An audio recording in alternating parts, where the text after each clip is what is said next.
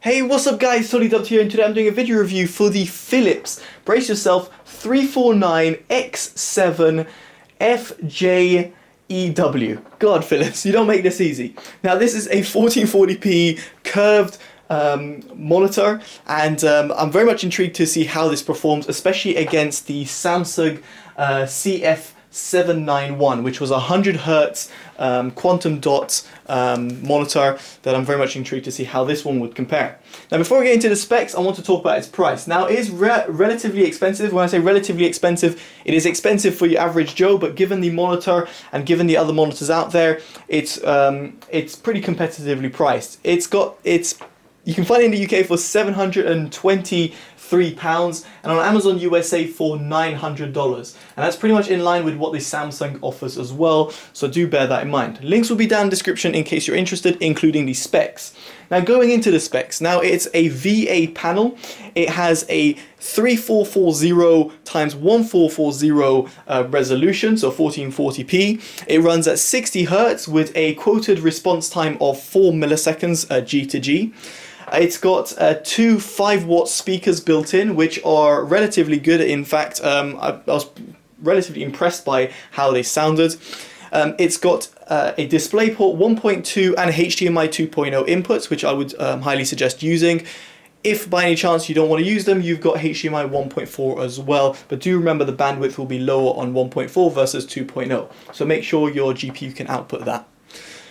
Moving on from there, there's not much else to say about the specs other than the fact that it is a curved monitor that has a curvature of 1800, at least from memory, and it has an aspect ratio of 21:9.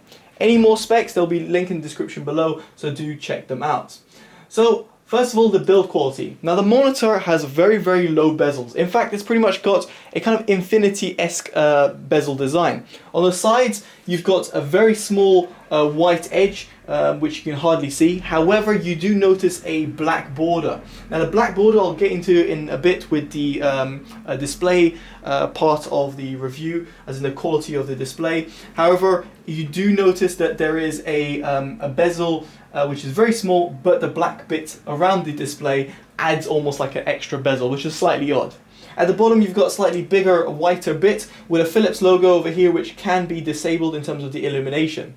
Now the OSD is very easy to use because it's a joystick control, and I absolutely love the joystick control. It's very simple and very intuitive. Now just zooming into the OSD so you guys can see the options, I had no problems in terms of navigation and in terms of what you have to offer. So in the picture mode, you can see I've got smart response on fastest, and I'll get into that in just a bit in terms of the gaming performance. Smart contrast off, gamma 2.2 pixel orbiting on, smart size haven't altered. PIP and picture mode is there if you want to use it. You got audio, as I mentioned, with the speakers. Color mode, now I've gone user defined because this is what I felt was the best colors out of the monitor. I've got red on 99, green as 98, and blue on 100. You can of course go on sRGB mode and the color temperatures. You got the OSD settings, and in the setup, make sure that if you're going to be using this monitor via DisplayPort, make sure you put it on 1.2. Other than that, you've got a low blue mode, which is basically a low blue light filter mode, which is useful for nighttime viewings. So the OSD was complete. I had no complaints of using the OSD through the little joystick button found on the right hand side. And I must also say there is 4 USB 3.0 ports underneath the monitor, which is useful as a little hub for you to connect in your devices. And the monitor can go be adjusted up and down and have tilt. Obviously there's not going to be any pivot given the size of the monitor. However, this is the build quality of the monitor. Very impressed with the build quality and the looks. It's very rare to find actually a white colored monitor, so it does look different from the rest, and its stand is made out of solid metal and absolutely looks beautiful. Of course, it's a bit of a fingerprint magnet, but you know, no other metal device out there isn't going to be, which looks like this. So very nice design, Philips. Really like what you guys have done, and just generally the build quality is top notch. But what about the picture quality? Now the picture quality is on a VA panel. Now I was expecting popping colors, fantastic contrast ratio, and I'm sure if I put a calibrator on it, I'd probably get these results that will be like, hey, this is an amazing monitor. But to the naked eye and to my eye, which has come across about 60 odd plus monitors, I just wasn't impressed by the colors. The colors just lack some sort of contrast to them. It's lacked that depth. Like over here, you're expecting dark blue. It's more of a lighter shade of blue. Colors just seemed a little bit off and a little bit washed out. If you told me this is a TN panel, I would kind of say, okay, I get it, it's a TN panel technology. But here with VA panel technology, I was expecting fantastic color reproduction. Unfortunately, that is not the case, and I just did not experience that, which is rather a shame. So in all honesty, if you're looking for picture quality, it's not a monitor I would suggest. There are other IPS PLS monitors out there, and even Samsung Quantum Dot monitor that I mentioned before is far superior in terms of its actual color reproduction and in terms of the contrast that you will get from the monitor. So just a little bit disappointed about the colors. Now, one thing I should mention is the curvature. Now, the curvature on the Samsung monitor I had no problem, and due to their panel technology, you have no sort of a loss of text or anything like that on the side. This is actually due to the way that the LEDs are structured, be it vertically or horizontally.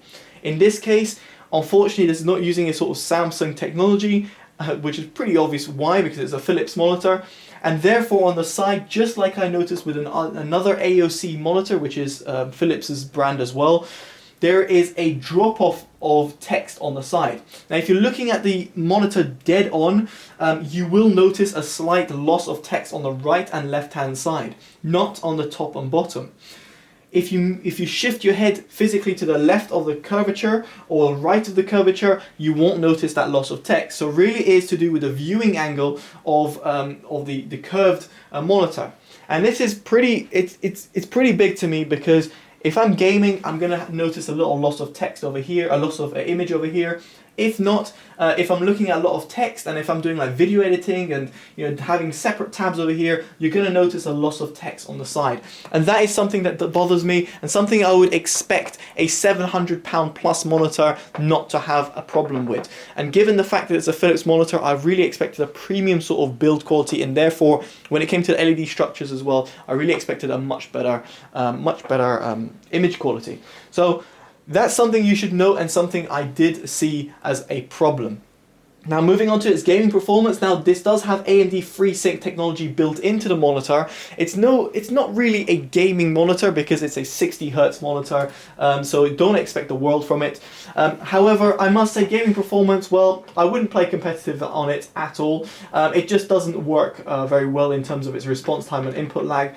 Now I had its smart response time as fastest, so that's the best that it can do. I noticed minimal ghosting or overshoot happening, inverse ghosting or overshoot happening, which is good. However, still the response time is relatively slow if you're going to be competitively gaming. I do notice that it's a little bit slow in comparison to others. If you're going to be casually gaming, I don't think it's going to be a massive problem. However, I did notice a bit of an input lag. That's why I was switching guns and between the knife and the gun, because I do notice a slight input lag.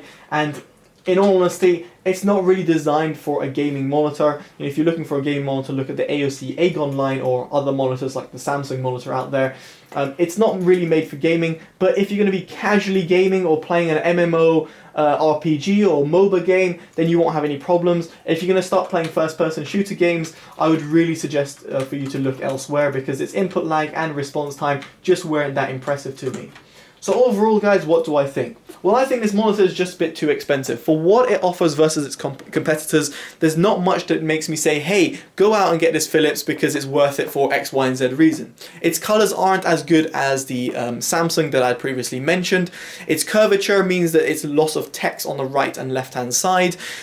Its gaming qualities, it's only a 60 Hz panel, so it doesn't go more than that, and therefore you're not going to get higher refresh rates like the Samsung. Again, that's a 100 Hz monitor, and just generally speaking, I just don't see it being a monitor that people would look for video editing, photo editing, or gaming. If you like browsing, then any monitor will really do, and in that case, why would you be spending £700+? So there we go, guys. Unfortunately, I can't recommend this monitor. I don't know what Philips were really thinking with the overall panel. I think they're a little bit crossed in two places. I think if they had whacked on an IPS or PLS panel on this and forgotten about VA, you would have got fantastic colors that popped to the eye, and you wouldn't have really expected it to be a gaming monitor, but given it's a VA panel and it has AMD FreeSync in it, it's almost geared towards both. But I think Philips just don't know where to position this monitor.